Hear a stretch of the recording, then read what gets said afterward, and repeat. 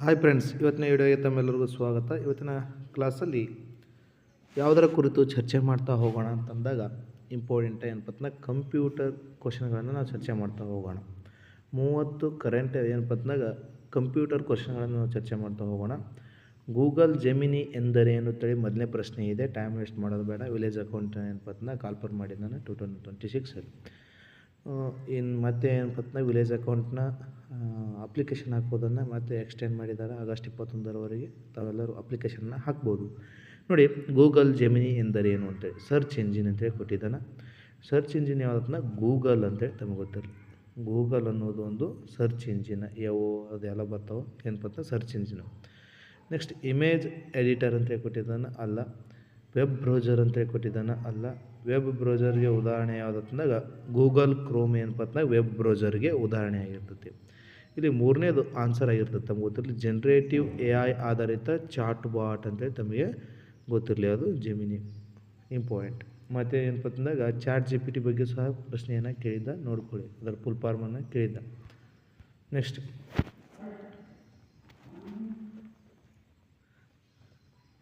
ನೋಡಿ, ಎರಡನೇ ಪ್ರಶ್ನೆ. ಆಧುನಿಕ ಆಂತರಿಕ ಹಾರ್ಡ್ ಡ್ರೈವ್ಗಳು ಮತ್ತು SSDಗಳನ್ನು ಅಥವಾ ಸ್ಟೇಟ್ ಸಾಲಿಡ್ ಡ್ರೈವ್ ಅಂತೇಳಿ ಬರ್ತೈತಿ. ಯಾವುದಪ್ಪ SSD ಫುಲ್ ಫಾರ್ಮ್. ಅದು ಮದರ್ ಬೋರ್ಡ್ಗೆ ಸಂಪರ್ಕಿಸಲು ಬಳಸುವ ಪ್ರಾಮಾಣಿಕ ಕನೆಕ್ಟರ್ ಪ್ರಕಾರ ಯಾವುದು ಅಂತೇಳಿ ಪ್ರಶ್ನೆಯನ್ನು ಕೇಳಿದ್ದಾನೆ. IDE ಅಂತೇಳಿ ಕೊಟ್ಟಿದ್ದಾನೆ ಆಪ್ಷನ್ ಎ, ಅಥವಾ ಬ್ರ್ಯಾಕೆಟ್ನಲ್ಲಿ PATA ಅಂತೇಳಿ ಕೊಟ್ಟಿದ್ದಾನೆ ಆಪ್ಷನ್ 2. SCSI ಅಂತೇಳಿ ಕೊಟ್ಟಿದ್ದಾನೆ ಆಪ್ಷನ್ 3. SATA ಅಂತೇಳಿ ಕೊಟ್ಟಿದ್ದಾನೆ. ಸೀರಿಯಲ್ ATA ಅಂತೇಳಿ ಬ್ರ್ಯಾಕೆಟಲ್ಲಿ ಕೊಟ್ಟಿದ್ದಾನೆ. ಆನ್ಸರ್ ಯಾವುದಾಗತ್ತೆ, ಇದೇ ಮೂರನೇದು ಯಾವುದಾಗ SATA ಇಲ್ಲಿ ಏನಪ್ಪ ಅಂತಂದಾಗ ಆನ್ಸರ್ ಆಗುತ್ತೆ ಅಂತೇಳಿ ತಮಗೆ ಗೊತ್ತಿರಲಿ, ಇಂಪಾರ್ಟೆಂಟ್. ನೆಕ್ಸ್ಟ್ ಮೂರನೇ ಪ್ರಶ್ನೆ ನೋಡಿ. CPU ಸಂಬಂಧಿಸಿದಂಥ ಕೆಳಗಿನ ಯಾವ ಹೇಳಿಕೆ ತಪ್ಪಾಗಿದೆ ನೋಡಿ. ಯಾವಾಗಲೂ ಕ್ವಶನನ್ನು ಕೊನೆಯವರೆಗೂ ಓದ್ತಾ ಬನ್ನಿ, ಪ್ರಶ್ನೆಯನ್ನು ಅರ್ಥ ಆಗುತ್ತಾ. ಮತ್ತು ಅರ್ಧ ಓದಿ CPU ಬಗ್ಗೆ ನೋಡ್ತಾ ಬಂದಾಗ ಅದು ತಪ್ಪಾ ಸರಿ ಅಂತೇಳಿ ನೋಡ್ಲಿಕ್ಕಂದ್ರೆ ನೀವು ಆನ್ಸರನ್ನು ತಪ್ಪಾಗಿ ಬರುವ ಸಾಧ್ಯತೆ ಇರ್ತೈತಿ. ನೋಡ್ರಿ, ಆಪ್ಷನ್ ಎ, CPU ಅನ್ನು ಕಂಪ್ಯೂಟರ್ನ ಮೆದುಳು ಎಂದು ಕರೆಯುತ್ತಾರೆ ಅಂತ ಕೊಟ್ಟಿದ್ದಾನೆ.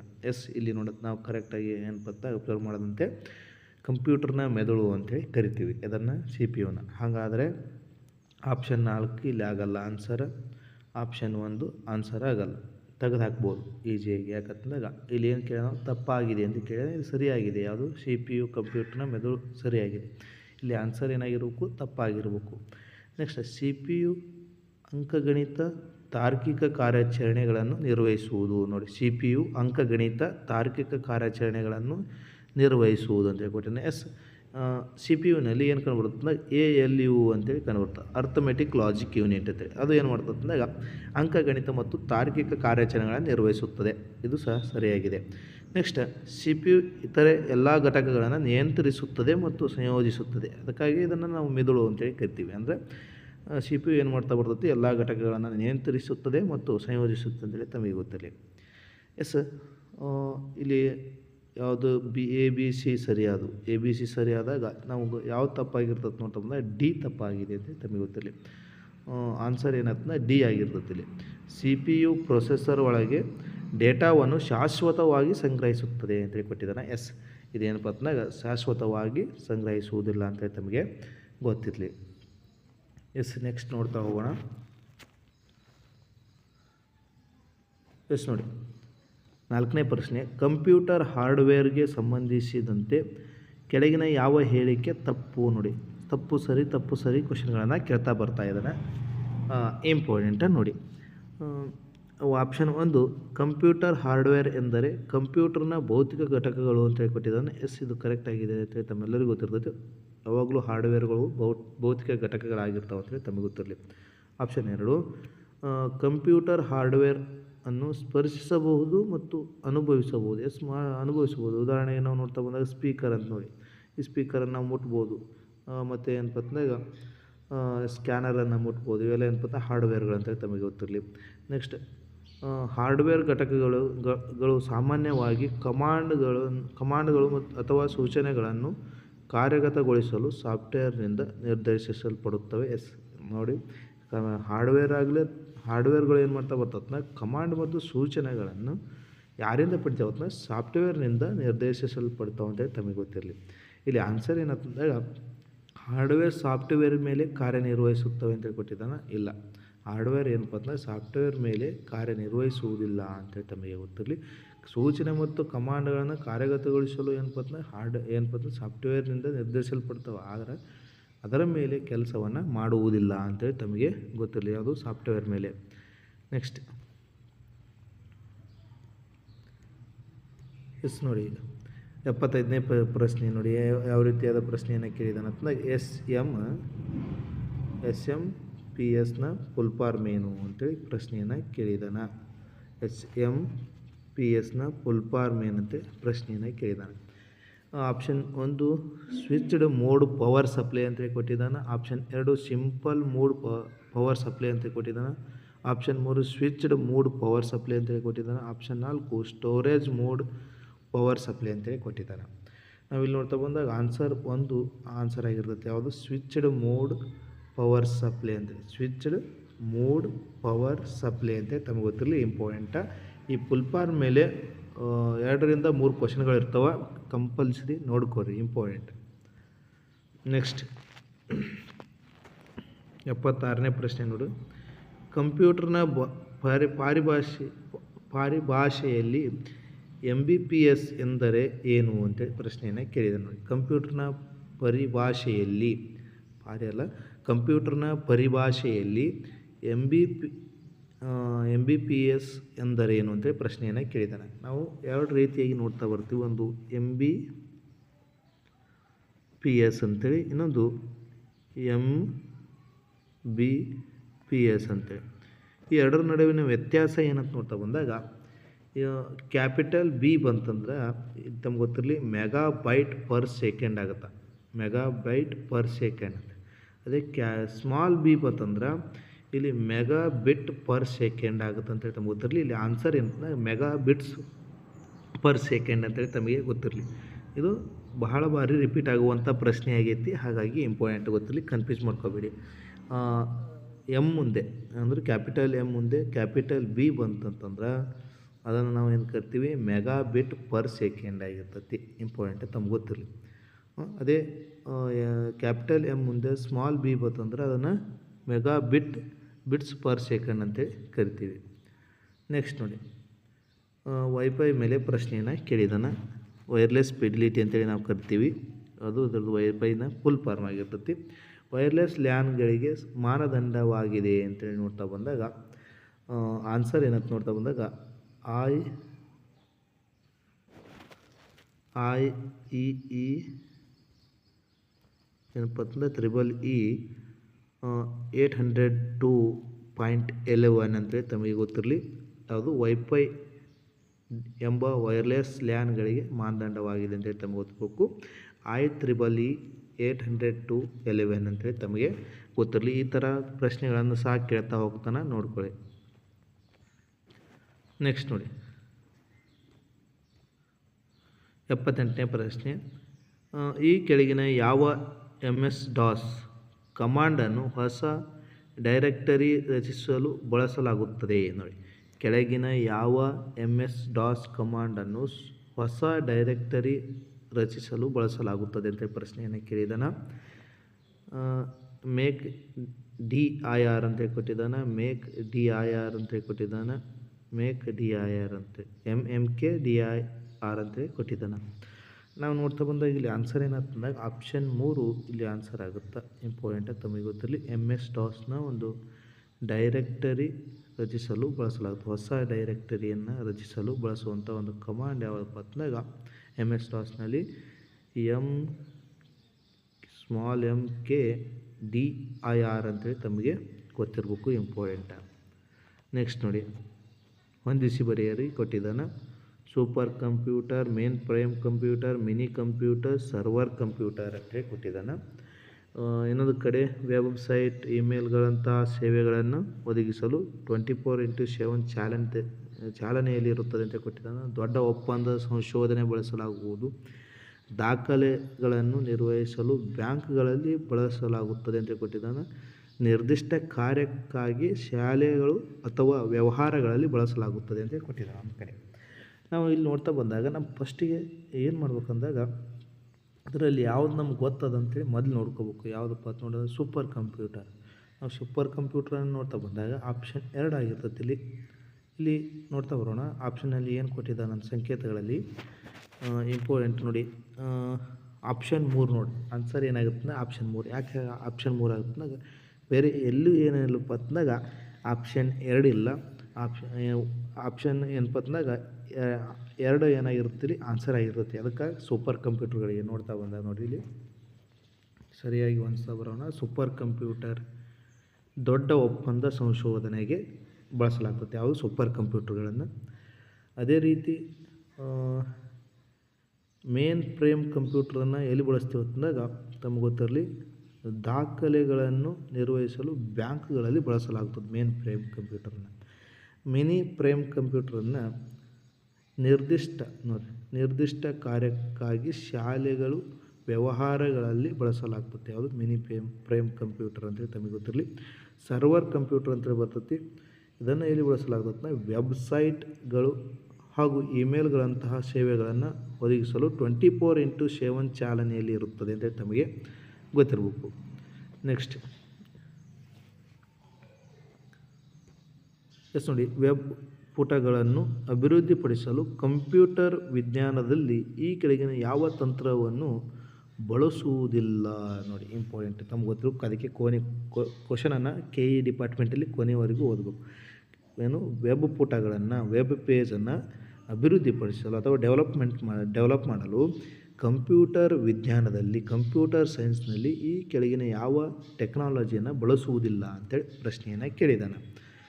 HTML ಅಂತ ಕೊಟ್ಟಿದ್ದಾನೆ. ಇದನ್ನು ನಾವು ಬಳಸ್ತೀವಿ. HTML ಬಳಸ್ತೀವಿ. ಅದು ವೆಬ್ ಪೇಜ್ ತಯಾರು ಮಾಡಲು. ನೆಕ್ಸ್ಟ್ MySQL ಅಂತ ಕೊಟ್ಟಿದ್ದಾನೆ. MySQL ಅಂತ ಕೊಟ್ಟಿದ್ದಾನೆ. ಇಲ್ಲಿ ಆನ್ಸರ್ ಏನಾಗ್ತದೆ ಗೊತ್ತಿತ್ತಂದ್ರೆ MySQL ಅಂತ ತಮಗೆ ಗೊತ್ತಿರಲಿ. ಇಲ್ಲಿ ಆನ್ಸರ್ ಆಗಿರುತ್ತೆ. ಯಾವುದು ಬಳಸಲ್ಲ. ಇಲ್ಲಿ ಯಾವುದರಲ್ಲಿ ವೆಬ್ ಪುಟ ಅಭಿವೃದ್ಧಿಪಡಿಸಲು ಬಳಸುವುದಿಲ್ಲ ಅಂತೇಳಿ ತಮಗೆ ಗೊತ್ತಿರಲಿ. ಅದೇ ಆನ್ಸರ್ ಏನಾಗ್ತದೆ ಯಾವ್ಯಾವ ಬಳಸ್ತದೆ HTML, CSS, ಜಾವಾಸ್ಕ್ರಿಪ್ಟ್ ನೋಡಿ. ಇವೆಲ್ಲ ಇಂಪಾರ್ಟೆಂಟ್ ಗೊತ್ತಿರಲಿ. ವೆಬ್ ಪುಟ ಅಭಿವೃದ್ಧಿಪಡಿಸಲು ಕಂಪ್ಯೂಟರ್ ವಿಜ್ಞಾನದಲ್ಲಿ ಈ ಕೆಳಗಿನ ಯಾವ ತಂತ್ರಜ್ಞಾನ ಬಳಸುತ್ತೇವೆ ಅಂತ ನೋಡ್ತಾ ಬಂದಾಗ HTML, CSS ಮತ್ತು ಜಾವಾಸ್ಕ್ರಿಪ್ಟ್ ಅಂತ ತಮಗೆ ಗೊತ್ತಿರಲಿ. ನೆಕ್ಸ್ಟ್ ಡ್ಯಾಶ್ ಎಂಬುದು ರ್ಯಾಮ್ ಮತ್ತು CPU ನಡುವೆ ಇರುವ ಅತಿ ವೇಗದ ಮೆಮೊರಿ ಸ್ಥಳವಾಗಿದೆ ನೋಡಿ.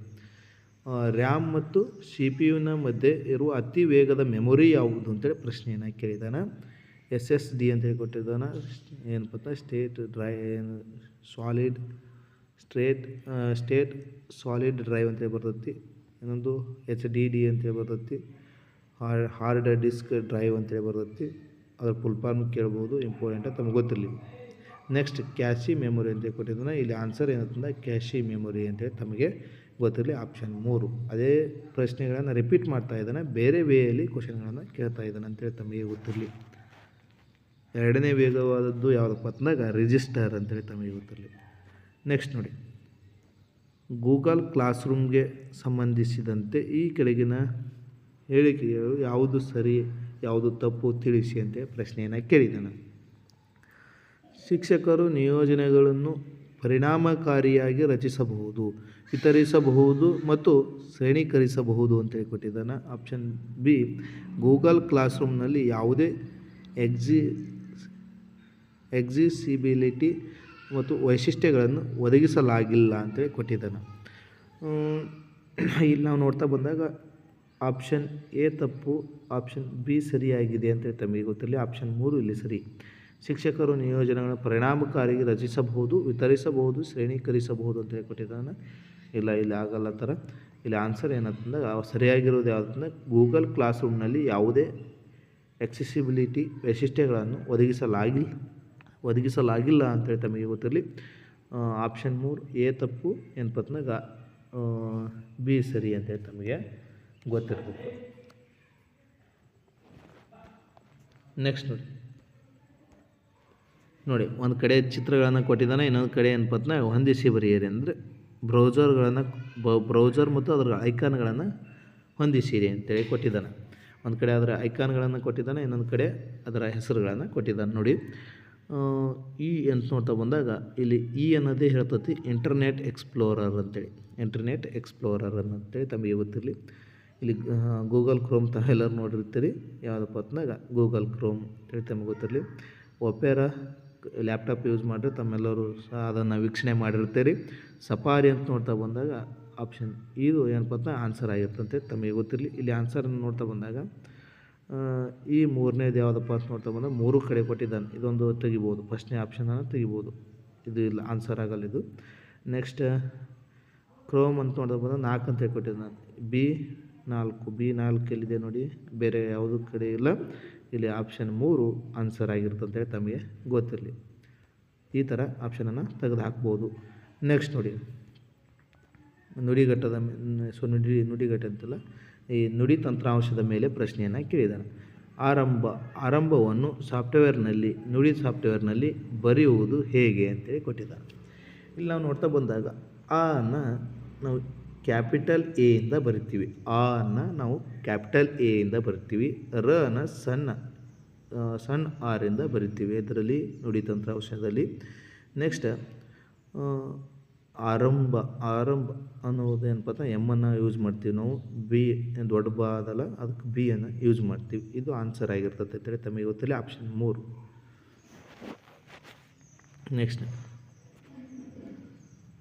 ಆಪರೇಟಿಂಗ್ ಸಿಸ್ಟಮ್ ಮುಖ್ಯ ಮೆಮೊರಿ ಯಾವ ಪ್ರದೇಶವನ್ನು ಆಕ್ರಮಿಸುತ್ತದೆ ಅಂತೇಳಿ. ಆಪರೇಟಿಂಗ್ ಸಿಸ್ಟಮ್ ಮುಖ್ಯ ಮೆಮೊರಿ ಯಾವ ಪ್ರದೇಶವನ್ನು ಆಕ್ರಮಿಸುತ್ತದೆ? ಕಡಿಮೆ ವಿಳಾಸ ಮೆಮೊರಿಯಲ್ಲಿ, ಹೆಚ್ಚಿನ ವಿಳಾಸ ಮೆಮೊರಿಯಲ್ಲಿ, ಕೇಂದ್ರ ಮೆಮೊರಿಯಲ್ಲಿ, ಕಡಿಮೆ ಅಥವಾ ಹೆಚ್ಚಿನ ವಿಳಾಸ ಮೆಮೊರಿಯಲ್ಲಿ ಅಂತೇಳಿ ಕೊಟ್ಟಿದ್ದಾನೆ. ಇಲ್ಲಿ ಆನ್ಸರ್ ಏನಂತ ನೋಡ್ತಾ ಬಂದಾಗ ತಮಗೆ ನೋಡಿ ಆನ್ಸರ್ ಏನಂತಂದರೆ ಆಪ್ಷನ್ 1 ಕಡಿಮೆ ವಿಳಾಸ ಮೆಮೊರಿಯಲ್ಲಿ ಅಂತೇಳಿ ತಮಗೆ ಗೊತ್ತಿರಲಿ. ಕಡಿಮೆ ವಿಳಾಸ ಮೆಮೊರಿಯಲ್ಲಿ ಇಲ್ಲಿ ಆನ್ಸರ್ ಆಗಿರ್ತೈತಿ. ಇಂಪಾರ್ಟೆಂಟ್ ತಮಗೆ ಗೊತ್ತಿರ್ಬೇಕು. ಆಪರೇಟಿಂಗ್ ಸಿಸ್ಟಮ್ನ ಮುಖ್ಯ ಮೆಮೊರಿ ಯಾವ ಪ್ರದೇಶವನ್ನು ಆಕ್ರಮಿಸುತ್ತದೆ ನೋಡಿ. ಮುಖ್ಯ ಮೆಮೊರಿ ಅಂದರೆ ರ್ಯಾಮ್ ತಮಗೆ ಗೊತ್ತಿರಬೇಕು. ರ್ಯಾಮ್ ಬಗ್ಗೆ ಕ್ವಶನನ್ನು ಕೇಳಿದ ಕಡಿಮೆ ವಿಳಾಸ ಮೆಮೊರಿಯಲ್ಲಿ ಏನಪ್ಪತ್ತಂದ್ರೆ ಅದು ಆಕ್ರಮಿಸುತ್ತದೆ ಅಂತ ತಮಗೆ ಗೊತ್ತಿರಬೇಕು. ನೆಕ್ಸ್ಟ್ ಯಾವ ಸಂದರ್ಭದಲ್ಲಿ ಕಂಪೈಲ್ ಮಾಡುವುದಿಲ್ಲ ಅಂತೇಳಿ ಪ್ರಶ್ನೆಯನ್ನು ಕೇಳಿದ್ದಾನೆ. ತಮಗೆ ಗೊತ್ತಿರಲಿ, ಉಳಿಕಿದೆಲ್ಲ ಟೈಮಲ್ಲಿ ಅದು ಪ್ರೋಗ್ರಾಮ್ನಲ್ಲಿ ತಾರ್ಕಿಕ ದೋಷಗಳು ಉಂಟಾದಾಗೂ ಏನಪ್ಪತ್ತಂದ್ರೆ ಕಂಪೈಲರ್ ಆಗುತ್ತಾ.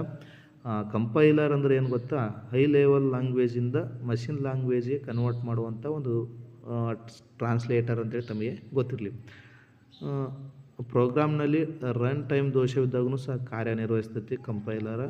ಪ್ರೋಗ್ರಾಮ್ ಸಂಕೀರ್ಣ ದೋಷಗಳನ್ನು ಉಂಟಾದಲ್ಲಿ ಏನಪ್ಪತ್ತಂದಾಗ ಕಂಪೈಲರ್ ಕಾರ್ಯನಿರ್ವಹಿಸ್ತೈತಿ. ಆನ್ಸರ್ ಏನಂತಂದಾಗ ಪ್ರೋಗ್ರಾಮ್ನಲ್ಲಿ ಸಿಂಟ್ಯಾಕ್ಸ್ ದೋಷಗಳು ಉಂಟಾದಲ್ಲಿ ಅದು ಕಾರ್ಯವನ್ನು ನಿರ್ವಹಿಸುವುದಿಲ್ಲ ಅಂತೇಳಿ ತಮಗೆ ಗೊತ್ತಿರಲಿ, ಎರರನ್ನು ತೋರಿಸ್ತಾ ಹೋಗ್ತೈತಿ. ನೆಕ್ಸ್ಟ್ ಕೇಂದ್ರೀಯ ಸಂಸ್ಕರಣಾ ಘಟಕದಿಂದ CPU ಸೂಚನಾ ಅನುಷ್ಠಾನ ಸರಿಯಾದ ಅನುಕ್ರಮವನ್ನು ಗುರುತಿಸಿ ಅಂತೇಳಿ ಕೊಟ್ಟಿದ್ದಾನೆ. ಕರೆತರುವುದು, ವಿಸಂಕೇತಿಸುವುದು, ಕಾರ್ಯಗತಗೊಳಿಸುವುದು, ವರ್ತಿಸುವುದು ಅಂತೇಳಿ ಕೊಟ್ಟಿದ್ದಾನೆ. ಪುನರ್ವರ್ತಿಸುವುದು ಅಂತೇಳಿ ಕೊಟ್ಟಿದ್ದಾನೆ ನೋಡಿ. ಪುನರ್ವರ್ತಿಸುವುದು ಸರಿ. ವಿಸಂಕೇತಿಸು, ಕರೆತರುವುದು, ಕಾರ್ಯಗತಗೊಳಿಸು, ಪುನರ್ವರ್ತಿಸು ಅಂತೇಳಿ ಕೊಟ್ಟಿದ್ದಾನೆ. ಇಲ್ಲಿ ಆನ್ಸರ್ ಏನಾಗುತ್ತೆ ನೋಡ್ತಾ ಬಂದಾಗ ಆಪ್ಷನ್ ಎ ಇಲ್ಲಿ ಆನ್ಸರ್ ಆಗುತ್ತಾ? ಆಪ್ಷನ್ ಎ ಏನಾಗುತ್ತೆ ಬಂದಾಗ ಇಲ್ಲಿ ಆನ್ಸರ್ ಆಗುತ್ತೆ ಅಂತ ತಮಗೆ ಗೊತ್ತಿರಲಿ. ಕರೆತರುವುದು, ವಿಸಂಕೇತಿಸು, ಕಾರ್ಯಗತಗೊಳಿಸು, ಪುನರ್ವರ್ತಿಸು ಅಂತೇಳಿ ತಮಗೆ ಗೊತ್ತಿರಲಿ. ಯಾವಾಗಲೂ ಪುನರ್ವರ್ತಿಸುವುದು ಕೊನೆಯಲ್ಲಿ ಬರ್ತೈತಿ. ಕರೆತರುವುದು ಎಲ್ಲಿ ಬರ್ತೈತೆ ಅಂದಾಗ ಪ್ರಶ್ನೆಯಲ್ಲಿ ಬರ್ತೈತಿ. ವಿಸಂಕೇತಿಸು, ಕಾರ್ಯಗತಗೊಳಿಸು ಅಂತೇಳಿ ತಮಗೆ ಗೊತ್ತಿರಲಿ. ಕೇಂದ್ರೀಯ ಸಂಸ್ಕರಣ ಅಂದರೆ CPU ಸೂಚನಾ ಕ್ರಮಗಳು ಇವೆಲ್ಲ. ನೆಕ್ಸ್ಟ್ ನೋಡಿ 88ನೇ ಪ್ರಶ್ನೆ. ಉನ್ನತ ಮಟ್ಟದ ಭಾಷೆ ಹೈ ಲೆವೆಲ್ ಲ್ಯಾಂಗ್ವೇಜ್. ಜೋಡಣಾ ಭಾಷೆ ಅಂದ್ರೆ ಅಸೆಂಬ್ಲಿ ಲ್ಯಾಂಗ್ವೇಜ್ ಅಂತ ಬರ್ತೈತಿ.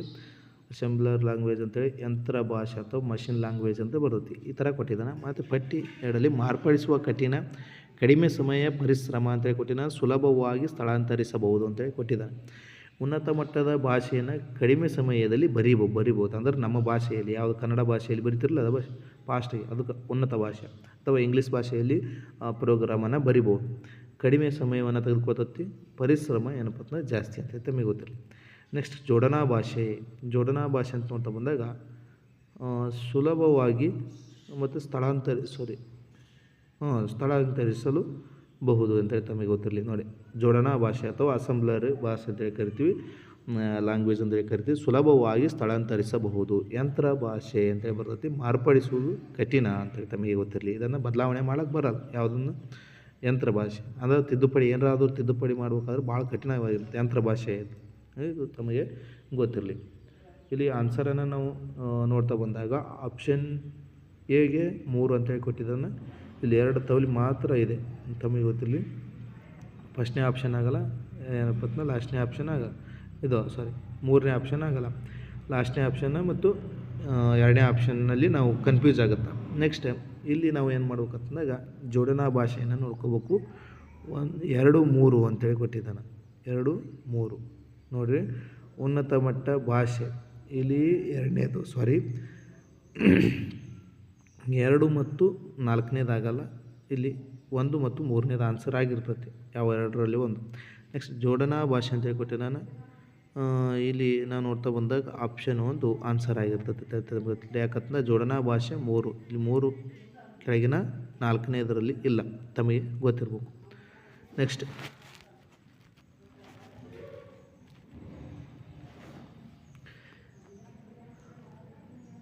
ಈ ಕೆಳಗಿನ ಯಾವ ಕ್ರಿಯೆಯು ಕ್ಲೌಡ್ನಲ್ಲಿ ಅವಲಂಬಿಸಿಲ್ಲ ಎಂಬುದನ್ನು ತಿಳಿಸಿ ಅಂತೇಳಿ. ಕ್ಲೌಡ್ನಲ್ಲಿ ಏನಪ್ಪ ಅಂದ್ರೆ ಕ್ಲೌಡನ್ನು ಅವಲಂಬಿಸಿಲ್ಲ ಎಂಬುದನ್ನು ತಿಳಿಸಿ ಅಂತೇಳಿ ಕೊಟ್ಟಿದ್ದಾನೆ. ಸಂಪೂರ್ಣವಾಗಿ ಸ್ಥಾಪಿಸಲಾದ ಆಫ್ಲೈನ್ ವಿಡಿಯೋ ಗೇಮ್ ಆಡುವುದು ಇದು ಒಳಗೊಂಡಿದೆ. ಕ್ಯಾಲ್ಕುಲೇಟರ್ ಅಪ್ಲಿಕೇಶನ್ ಬಳಸುವುದು ಇದು ಒಳಗೊಂಡಿದೆ. ಸ್ಥಳೀಯ ಮುದ್ರಕದಿಂದ ದಾಖಲೆಗಳನ್ನು ಮುದ್ರಿಸುವುದು. ನೆಟ್ಫ್ಲಿಕ್ಸ್ ವಿಡಿಯೋಗಳನ್ನು ಏನಪ್ಪ ಅಂದರೆ ಸ್ಟ್ರೀಮಿಂಗ್ ಮಾಡುವುದು ಅಂತೇಳಿ ಕೊಟ್ಟಿದ್ದಾನೆ. ಇದು ಏನಪ್ಪ ಅಂದ್ರೆ ಕ್ಲೌಡ್ನಲ್ಲಿ ಬರುವುದಿಲ್ಲ. ಆಪ್ಷನ್ ಡಿ ಇಲ್ಲಿ ಆನ್ಸರ್ ಆಗಿರ್ತೈತಿ. ಉಳಿದವು ಸ್ಥಳೀಯ ಮುದ್ರಕದಿಂದ ಮುದ್ರಿಸುವುದು, ದಾಖಲೆಗಳನ್ನು ಮುದ್ರಿಸುವುದು ಕ್ಲೌಡ್ನಲ್ಲಿ ಬರ್ತೈತಿ. ಕ್ಯಾಲ್ಕುಲೇಟರ್ ಅಪ್ಲಿಕೇಶನ್ ಇದೇನಕ್ಕೆ ಸಹ ಕ್ಲೌಡ್ನಲ್ಲಿ ಬರ್ತೈತಿ. ಸಂಪೂರ್ಣವಾಗಿ ಸ್ಥಾಪಿಸಲಾದ ಆಫ್ಲೈನ್ ವಿಡಿಯೋ ಗೇಮ್ ಇದರಲ್ಲಿ ಬರುತ್ತೆ ಕ್ಲೌಡ್ನಲ್ಲಿ ಅಂತೇಳಿ ತಮಗೆ ಗೊತ್ತಿರಲಿ. ನೆಕ್ಸ್ಟ್ ಕುಕೀಸ್ ಅಂತೇಳಿ ಬರ್ತಾವೆ. ಬುಕ್ ಮಾರ್ಕ್ ಅಂತ ಬರ್ತೈತಿ. ಹಿಸ್ಟರಿ ಅಂತ ಬರ್ತೈತಿ. ಏನಪ್ಪ ಅಂತಂದಾಗ ಸೆಷನ್ ಅಂತೇಳಿ ಬರ್ತೈತಿ. ಕುಕೀಸ್ ಅಂದರೆ ಏನು ನೋಡ್ತಾ ಬಂದಾಗ ಬಳಕೆದಾರರು ಭೇಟಿ ನೀಡಿದ ಎಲ್ಲ ವೆಬ್ಸೈಟ್, ವೆಬ್ ಪೇಜ್ಗಳು ಬಗ್ಗೆ ವೆಬ್ ಬ್ರೌಸರ್ ಸಂಗ್ರಹಿಸುವ ದಾಖಲೆ ಅಂತೇಳಿ ಕೊಟ್ಟಿದ್ದಾನೆ. ಸರ್ವರ್ನಲ್ಲಿ ಬಳಕೆದಾರರ ದತ್ತಾಂಶ ತಾತ್ಕಾಲಿಕ ಸಂಗ್ರಹಣೆ ಅಂತ ಕೊಟ್ಟಿದ್ದಾನೆ. ಬಳಕೆದಾರರು ನಿರ್ದಿಷ್ಟ ವೆಬ್ ಪೇಜ್ ಶಾರ್ಟ್ಕಟನ್ನು ರಚಿಸುವುದು. ವೆಬ್ಸೈಟ್ನಿಂದ ಬಳಕೆದಾರರ ಸಾಧನದಲ್ಲಿ ಸಂಗ್ರಹಿಸಿ ಇಟ್ಟಿರುವ ಒಂದು ಸಣ್ಣ ಫೈಲ್ ಅಂತೇಳಿ ಕೊಟ್ಟಿದ್ದಾನೆ. ನಾವು ಇಲ್ಲಿ ನೋಡ್ತಾ ಬಂದಾಗ ಆನ್ಸರ್ ಏನಂತಂದಾಗ ಆಪ್ಷನ್ 2 ಆನ್ಸರ್ ಆಗಿರ್ತೈತಿ. ಇಲ್ಲಿ ಆಪ್ಷನ್ 2 ಇಲ್ಲಿ ಆನ್ಸರ್ ಆಗಿರ್ತೈತಿ. ನೋಡ್ತಾ ಬಂದಾಗ ಕುಕೀಸ್ ಅಂತ ನೋಡ್ತಾ ಬಂದಾಗ ವೆಬ್ಸೈಟ್ನಿಂದ ಬಳಕೆದಾರರ ಸಾಧನದಲ್ಲಿ ಸಂಗ್ರಹಿಸಿಟ್ಟಿರುವ ಒಂದು ಸಣ್ಣ ಫೈಲ್ ಅಂತ ತಮಗೆ ಗೊತ್ತಿರಲಿ. ನೋಡಿ, ಆಪ್ಷನ್ ಇಲ್ಲಿ ಆನ್ಸರ್ ಏನಂತಂದಾಗ ಆಪ್ಷನ್ 2 ಆನ್ಸರ್ ಆಗಿರ್ತೈತಿ.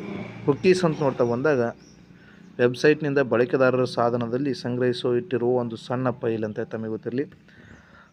ಬುಕ್ ಮಾರ್ಕ್ ಅಂತ ನೋಡ್ತಾ ಬಂದಾಗ ಬಳಕೆದಾರರ ನಿರ್ದಿಷ್ಟ ವೆಬ್ ಪೇಜ್ ಶಾರ್ಟ್ಕಟನ್ನು ರಚಿಸುವುದು ಅಂತ ತಮಗೆ ಗೊತ್ತಿರಲಿ.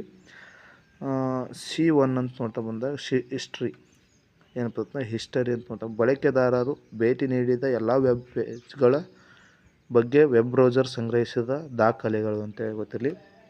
ಆದರೆ ಹಿಸ್ಟ್ರಿ ಇರ್ತೈತಲ್ಲ, ನೀವು ಸರ್ಚ್ ಮಾಡಿದ್ದದೇ ಏನಪ್ಪ ಅಂದಾಗ ಹಿಸ್ಟ್ರಿ ಅಂತೇಳಿ ಕೊಟ್ಟಿದ್ದಾನೆ.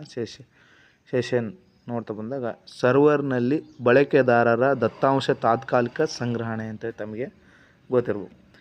ನೆಕ್ಸ್ಟ್ DBMSನಲ್ಲಿ ಬಳಸುವ ಕೀ ಅಲ್ಲ ಅಂತೇಳಿ ಪ್ರಶ್ನೆಯನ್ನು ಕೇಳಿದ್ದಾನೆ.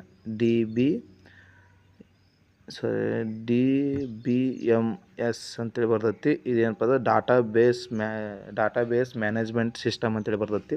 ಇದರಲ್ಲಿ ಯಾವ ಕೀಯನ್ನು ಬಳಸುವುದಿಲ್ಲ ಅಂತೇಳಿ ಕೊಟ್ಟಿದ್ದಾನೆ. ಇಲ್ಲಿ ಬಳಸಲಾರ ಕೀ ಯಾವುದತ್ನ ಡೊಮೆಸ್ಟಿಕ್ ಕೀ ಅಂತೇಳಿ ತಮಗೆ ಗೊತ್ತಿರಲಿ. ಉಳಿದವೆಲ್ಲ ಕೀಯನ್ನು ಇದರಲ್ಲಿ ಬಳಸ್ತೀವಿ. ಫಾರಿನ್ ಕೀಯನ್ನು ಬಳಸ್ತೀವಿ, ಪ್ರೈಮರಿ ಕೀಯನ್ನು ಬಳಸ್ತೀವಿ, ಕಂಪೋಸಿಟ್ ಕೀಯನ್ನು ಬಳಸ್ತೀವಿ ಅದರಲ್ಲಿ DBMSನಲ್ಲಿ. ನೆಕ್ಸ್ಟ್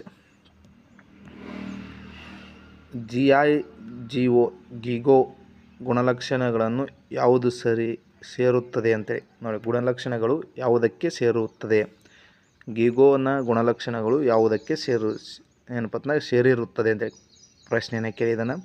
ಅಕ್ಯುರಸಿ, ವೇಗ, ವಿಫಲತೆಯ ದರ, ಸ್ಟೋರೇಜ್ ಅಂತೇಳಿ ಕೊಟ್ಟಿದ್ದಾನೆ. ಇಲ್ಲಿ ನೋಡ್ತಾ ಬಂದಾಗ ಅಕ್ಯುರಸಿ ಅಂತೇಳಿ ಆನ್ಸರ್ ಆಗಿರ್ತೈತಿ. ಯಾವುದು? ಗಿಗೋದು ಇಂಪಾರ್ಟೆಂಟ್ ಅಂತ ತಮಗೆ ಗೊತ್ತಿರಲಿ, ಕೇಳ್ಬೋದು. ಇದರ ಫುಲ್ ಫಾರ್ಮನ್ನು ಕೇಳ್ಬೋದು, ನೋಡ್ಕೊಳ್ಳಿ. ನೆಕ್ಸ್ಟ್ ಕಂಪ್ಯೂಟರ್ಗಳ ವೇಗಕ್ಕೆ ಸಂಬಂಧಿಸಿದಂತೆ ಈ ಕೆಳಗಿನವುಗಳಲ್ಲಿ ಯಾವುದು ಸರಿಯಾದ ಏರಿಕೆ ಕ್ರಮದಲ್ಲಿ ಜೋಡಿಸಲ್ಪಟ್ಟಿದೆ ಎಂದು ಗುರುತಿಸಿ. ಪೆಟಾ, ಗಿಗಾ, ಯುಟಾ, ಜಟಾ ಅಂತೇಳಿ ಕೊಟ್ಟಿದ್ದಾನೆ. ಗಿಗಾ, ಪೆಟಾ, ಜಟಾ, ಯುಟಾ ಅಂತೇಳಿ ಕೊಟ್ಟಿದ್ದಾನೆ. ಇಲ್ಲಿ ಆನ್ಸರ್ ಸಿಕ್ಬಿಡ್ತೈತೆ ನಮಗೆ. ಯಾವುದು? ಗಿಗಾ, ಪೆಟಾ, ಜಟಾ, ಯುಟಾ ಅಂತೇಳಿ ತಮಗೆ ಗೊತ್ತಿರಲಿ, ಇದು ಆನ್ಸರ್ ಆಗಿರ್ತೈತಿ. ನೆಕ್ಸ್ಟ್ 94ನೇ ಪ್ರಶ್ನೆ. MS ಎಕ್ಸೆಲ್ ಮೇಲೆ ಪ್ರಶ್ನೆಯನ್ನು ಕೇಳಿದಾನೆ. ಯಾವುದು ಸರಿ, ಯಾವುದು ತಪ್ಪು ಅಂತೇಳಿ. ಫಂಕ್ಷನ್ ವಿಜಾರ್ಡ್ ಎಂಬುದು MS ಎಕ್ಸೆಲ್ನ ಕಾರ್ಯವಾಗಿದೆ ಅಂತೇಳಿ ಕೊಟ್ಟಿದ್ದಾನೆ. ಸ್ಲೈಡ್ ಶೋ ವ್ಯೂ ಎಂಬುದು MS ಎಕ್ಸೆಲ್ನ ಕಾರ್ಯವಾಗಿದೆ ಅಂತೇಳಿ ಕೊಟ್ಟಿದ್ದಾನೆ. ನಾವಿಲ್ಲಿ ನೋಡ್ತಾ ಬಂದಾಗ ಸ್ಲೈಡ್ ಶೋ ಇಲ್ಲಿ ಬರೋದಿಲ್ಲ. ಎಲ್ಲಿ ಬರ್ತದೆ? ಪವರ್ ಪಾಯಿಂಟ್ನಲ್ಲಿ ಬರುತ್ತೆ. ಈಸಿಯಾಗಿ ನಾವು ಆನ್ಸರನ್ನು ಮಾಡ್ಬೋದು ಪವರ್ ಪಾಯಿಂಟಲ್ಲಿ. ಇದು ಗೊತ್ತಿರಲಿ. ಆಪ್ಷನ್ 1 ಇಲ್ಲಿ ಸರಿಯಾಗಿರ್ತೈತಿ. ಆಪ್ಷನ್ ಬಿ ತಪ್ಪು ಅಂತ ಹೇಳ್ತೇವೆ ನೋಡಿ. ಆಪ್ಷನ್ ಬಿ ತಪ್ಪು. ಆಪ್ಷನ್ ಎ ಸರಿ, ಆಪ್ಷನ್ ಬಿ ತಪ್ಪು ಅಂತೇಳಿ ತಮಗೆ ಗೊತ್ತಿರಲಿ. ಎಸ್, ನೆಕ್ಸ್ಟ್ ನೋಡ್ತಾ ಹೋಗೋಣ. MS ಪವರ್ ಪಾಯಿಂಟ್ನಲ್ಲಿ ಸ್ಲೈಡ್ ನಂಬರ್ಗಳನ್ನು ಸೇರಿಸಲು ಬಳಸುವ ಹಂತಗಳನ್ನು ಕ್ರಮವಾಗಿ ಜೋಡಿಸಿ header, footer, apply, slide number, view ಅಂತ ತಾನೇ ಕೊಟ್ಟಿದ್ದಾನೆ. ಅದನ್ನು ಸರಿಯಾಗಿ ಹೊಂದಿಸಿ ಅಂತ ಕೊಟ್ಟಿದ್ದಾನೆ. ಫಸ್ಟಿಗೆ ಬರೋದು ವ್ಯೂ. ನಾವು ಫಸ್ಟ್ ನೋಡ್ತೀವಿ, ಹೌದಾ? ಫಸ್ಟ್ ಆದ ಮೇಲೆ ಹೆಡರ್ ಮಾಡ್ತೀವಿ, ಆಮೇಲೆ ಫುಟರ್, ಆಮೇಲೆ ಸ್ಲೈಡ್ ನಂಬರನ್ನು ಆ್ಯಡ್ ಮಾಡ್ತೀವಿ, ಆಮೇಲೆ ಅಪ್ಲೈ ಮಾಡ್ತೀವಿ. ಇದು ಗೊತ್ತಿರಲಿ. ಕಾಮನ್. ನಾವು ಮೊದಲು ನೋಡ್ಬೇಕಲ್ಲ, ಸ್ಲೈಡನ್ನು ನೋಡಿದಾಗೆ ಮಾತ್ರ ನೋಡ್ಬೇಕು ವ್ಯೂ, ಆಮೇಲೆ ಹೆಡರ್ ಆಗುತ್ತೆ, ಆಮೇಲೆ ಫುಟರ್, ಆಮೇಲೆ ಸ್ಲೈಡ್ ನಂಬರ್, ಆಮೇಲೆ ಏನಪ್ಪ ಅಂತ ಅಪ್ಲೈ ಆಗುತ್ತೆ ಅಂತೇಳಿ ತಮಗೆ ಗೊತ್ತಿರಲಿ. ನೆಕ್ಸ್ಟ್, ಯಾವ MS ಸಾಫ್ಟ್ವೇರ್ ಪ್ರೋಗ್ರಾಮ್ ರಚನಾತ್ಮಕ ದತ್ತಾಂಶವನ್ನು ಹೊಂದಿರುವ ಎಲೆಕ್ಟ್ರಾನಿಕ್ ರೂಪಗಳನ್ನು ವಿನ್ಯಾಸಗೊಳಿಸುವುದು, ವಿತರಿಸುವುದು ಅಂತೇಳಿ ಪ್ರಶ್ನೆಯನ್ನು ಕೊಟ್ಟಿದ್ದಾನೆ. ಮೈಕ್ರೋಸಾಫ್ಟ್ ಪಬ್ಲಿಷರ್ ಅಂತ ಕೊಟ್ಟಿದ್ದಾನೆ, ಮೈಕ್ರೋಸಾಫ್ಟ್ ಫ್ರಂಟ್ ಪೇಜ್ ಅಂತ ಕೊಟ್ಟಿದ್ದಾನೆ, ಮೈಕ್ರೋಸಾಫ್ಟ್ ಔಟ್ಲುಕ್ ಅಂತ ಕೊಟ್ಟಿದ್ದಾನೆ, ಮೈಕ್ರೋಸಾಫ್ಟ್ ಇನ್ಫೋ ಪಾತ್ ಅಂತೇಳಿ. ಇಲ್ಲಿ ಎಲೆಕ್ಟ್ರಾನಿಕ್ ರೂಪಗಳನ್ನು ವಿನ್ಯಾಸಗೊಳಿಸುವುದು, ವಿತರಿಸುವುದು ಅಂತ ಬಂದಾಗ ಆಪ್ಷನ್ 4 ಮೈಕ್ರೋಸಾಫ್ಟ್ ಏನಪ್ಪ ಅಂದಾಗ ಇನ್ಫೋ ಪಾತ್ ಅಂತೇಳಿ ತಮಗೆ ಗೊತ್ತಿರಬೇಕು. ನೆಕ್ಸ್ಟ್, ISDN ವಿಸ್ತೃತ ರೂಪ ನೋಡಿ. 4ನೇ ಪ್ರಶ್ನೆ ಇದು. 4 ಪ್ರಶ್ನೆಗಳು ಏನಪ್ಪ ಅಂದ್ರೆ ವಿಸ್ತೃತ ರೂಪದ ಮೇಲೆ ಪ್ರಶ್ನೆಯನ್ನು ಕೇಳಿದಾನೆ. ಇನ್ಫ್ರಾಸ್ಟ್ರಕ್ಚರ್ ಸರ್ವಿಸಸ್ ಡಿಜಿಟಲ್ ನೆಟ್ವರ್ಕ್ ಅಂತ ಕೊಟ್ಟಿದ್ದಾನೆ. ಇಂಟಿಗ್ರೇಟೆಡ್ ಸರ್ವಿಸಸ್ ಡಿಜಿಟಲ್ ನೆಟ್ವರ್ಕ್ ಅಂತ ಕೊಟ್ಟಿದ್ದಾನೆ. ಇಂಟರ್ನಲ್ ಸಿಗ್ನಲ್ ಡಿಜಿಟಲ್ ನೆಟ್ವರ್ಕ್ ಅಂತ ಕೊಟ್ಟಿದ್ದಾನೆ. ಇಂಟಿಗ್ರೇಟೆಡ್ ಸಿಗ್ನಲ್ ಡಿಜಿಟಲ್ ನೆಟ್ವರ್ಕ್ ಅಂತ ಕೊಟ್ಟಿದ್ದಾನೆ. ಇಲ್ಲಿ ನಾವು ನೋಡ್ತಾ ಬಂದಾಗ ಆಪ್ಷನ್ 2 ಆನ್ಸರ್ ಆಗಿರ್ತದೆ. ಇಂಟಿಗ್ರೇಟೆಡ್ ಸರ್ವಿಸ್ ಡಿಜಿಟಲ್ ನೆಟ್ವರ್ಕ್ ಅಂತೇಳಿ ತಮಗೆ ಗೊತ್ತಿರಲಿ. ಇಲ್ಲಿ ಇಂಟಿಗ್ರೇಟೆಡ್ ಇರುವಂಥ ಎರಡೇ ಆಪ್ಷನ್ ಅವ, ಎರಡನ್ನ ತೆಗೆದು ಹಾಕ್ಬೋದು. ಇಂಟಿಗ್ರೇಟೆಡ್ ಸಿಗ್ನಲ್ ಅಂತೇಳಿ ಕೊಟ್ಟಿದ್ದಾನೆ. ಇಲ್ಲಿ ಸರ್ವಿಸಸ್ ಅಂತೇಳಿ ಗೊತ್ತಿರಬೇಕು, ಇಂಪಾರ್ಟೆಂಟ. ಆಪ್ಷನ್ 2 ಇಲ್ಲಿ ಆನ್ಸರ್ ಆಗಿರ್ತೈತಿ. ನೆಕ್ಸ್ಟ್, ಕಾಲಮ್ ಎ ಕಾಲಮ್ ಬಿಯಲ್ಲಿ ಇರುವ 2 ಸಂಖ್ಯೆಯ ಎಕ್ಸೆಲ್ನಲ್ಲಿ ಕೂಡಲು ಏನಪ್ಪ ಅಂದರೆ ಈ ಕೆಳಗಿನ ಸೂತ್ರ ಬಳಸುವುದು. ಎಕ್ಸೆಲ್ MS ಎಕ್ಸೆಲ್ ಅಲ್ಲದ, ಅದರಲ್ಲಿ ಕಾಲಮ್ ಎ ಕಾಲಮ್ ಬಿಯಲ್ಲಿ ಇರುವ 2 ಸಂಖ್ಯೆಗಳನ್ನು ಕೊಡಲು ಈ ಕೆಳಗಿನ ಸೂತ್ರವನ್ನು ಬಳಸಬಹುದು ಅಂತ ಕೊಟ್ಟಿದ್ದಾನೆ. ಆಪ್ಷನ್ 1 ಇಲ್ಲಿ ಆನ್ಸರ್ ಆಗಿರುತ್ತೆ. ಯಾಕಂತಂದಾಗ ಈಕ್ವಲ್ ಟು AB ಅಂತೇಳಿ ಅಲ್ಲಿ ಬಳಸಿದ್ದಾರೆ, ಆದರೆ ಪ್ಲಸ್ಸನ್ನು ಬಳಸಬೇಕು. ಅಲ್ಲಿ ಉಳಿದಿದ್ದ ಆಪ್ಷನ್ ಆಗಲ್ಲ ಇವು. ಈಸಿಯಾಗಿ ತೆಗೆದುಹಾಕ್ಬೋದು. ಎಸ್, ನೆಕ್ಸ್ಟ್ 99ನೇ ಪ್ರಶ್ನೆ. MS ವರ್ಡ್ ಅಥವಾ HTML H2O ಎಂಬ ಪದದಲ್ಲಿ ಸಂಖ್ಯೆ 2 ಡ್ಯಾಶ್ ಆಗಿದೆ ಅಂತ ಕೊಟ್ಟಿದ್ದಾನೆ, ಸೂಪರ್ ಸ್ಕ್ರಿಪ್ಟ್ ಅಂತ ಕೊಟ್ಟಿದ್ದಾನೆ, ಸಬ್ಸ್ಕ್ರಿಪ್ಟ್, ಎನ್ಕ್ರಿಪ್ಟ್, ಇನ್ನೊಂದು ಲೋವರ್ ಸ್ಕ್ರಿಪ್ಟ್ ಅಂತ ಕೊಟ್ಟಿದ್ದಾನೆ. ನಾನು ನೋಡ್ತಾ ಬಂದಾಗ ಕನ್ಫ್ಯೂಸ್ ಆಗ್ಬೋದು, ಇಲ್ಲಿ ಆಗಬಾರ್ದು ಏನಪ್ಪ ಅಂದಾಗ H2O ಅಂತೇಳಿ ಕೊಟ್ಟಿದ್ದಾನೆ. ಇದು ಏನಪ್ಪ ಅಂದ್ರೆ ಸೂಪರ್ ಸ್ಕ್ರಿಪ್ಟ್ ಇದು. ಅದರಲ್ಲಿರುವ 2 ನಂಬರನ್ನು ಕೇಳಿದ್ದಾನೆ, ಮಾತ್ರ ಕೇಳಿದ್ದಾನೆ. ಇಲ್ಲಿ ಸಬ್ಸ್ಕ್ರಿಪ್ಟ್ ಆನ್ಸರ್ ಆಗಿರ್ತೈತಿ, ಇದು ಗೊತ್ತಿರಲಿ, ಇಂಪಾರ್ಟೆಂಟ್. ಈ ಥರ ಕೊಟ್ಟಿರ್ತಾರೆ ನೋಡಿ ಕ್ವಶನ್. ನೆಕ್ಸ್ಟ್, ಕೈಗಳಿಲ್ಲದ ವ್ಯಕ್ತಿಯು ಕಂಪ್ಯೂಟರ್ಗೆ ಇನ್ಪುಟ್ಗಳನ್ನು ಕೊಡಲು ಈ ಕೆಳಗಿನ ಯಾವ ಸಾಫ್ಟ್ವೇರ್ ನೆರವಾಗುತ್ತದೆ ಅಂತೇಳಿ ಪ್ರಶ್ನೆಯನ್ನು ಕೇಳಿದ್ದಾನೆ. ಆಡಿಯೋ ಡಿಜಿಟರ್ ಅಂತ ಕೊಟ್ಟಿದ್ದಾನೆ, ಸ್ವಿಚ್ ರೆಕಗ್ನೈಜೇಷನ್ ಅಂತ ಕೊಟ್ಟಿದ್ದಾನೆ, ಸಿಂತ್ ಸೈಜರ್ ಅಂತ ಕೊಟ್ಟಿದ್ದಾನೆ, ವಿಡಿಯೋ ಕಾನ್ಫರೆನ್ಸಿಂಗ್ ಅಂತ ಕೊಟ್ಟಿದ್ದಾನೆ. ಎಸ್ ನೋಡಿ, ಇಲ್ಲಿ ಆನ್ಸರ್ ಯಾವುದಾಗುತ್ತೆ ನೋಡ್ತಾ ಬಂದಾಗ ಸ್ಪೀಚ್ ರೆಕಗ್ನೈಜೇಷನ್ ಅಂತ ತಮಗೆ ಗೊತ್ತಿರಲಿ, ಇಂಪಾರ್ಟೆಂಟ್. ಇದು ಏನಪ್ಪ ಅಂದಾಗ ಇವತ್ತಿನ ಕ್ಲಾಸ್ ಆಗಿತ್ತು. Thank you. ಇಲ್ಲಿವರೆಗೆ ನನ್ನ ಕ್ಲಾಸನ್ನು ವೀಕ್ಷಣೆ ಮಾಡಿದ್ದಕ್ಕಾಗಿ. ಇದೇ ರೀತಿ ಏನಪ್ಪ ಅಂದಾಗ ಎಲ್ಲ ಡಿಪಾರ್ಟ್ಮೆಂಟಲ್ಲಿ ನಡೆಸಿದಂಥ ಪ್ರಶ್ನೆಗಳನ್ನು ನಿಮ್ಮ ಮುಂದೆ ತೆಗೆದುಕೊಂಡು ಬರ್ತೀನಿ. ಆದಷ್ಟು ಸಪೋರ್ಟ್ ಮಾಡ್ತಾ ಹೋಗಿ, ಆದಷ್ಟು ನಿಮ್ಮ ಸ್ನೇಹಿತರಿಗೂ ಶೇರ್ ಮಾಡ್ತಾ ಬನ್ನಿ.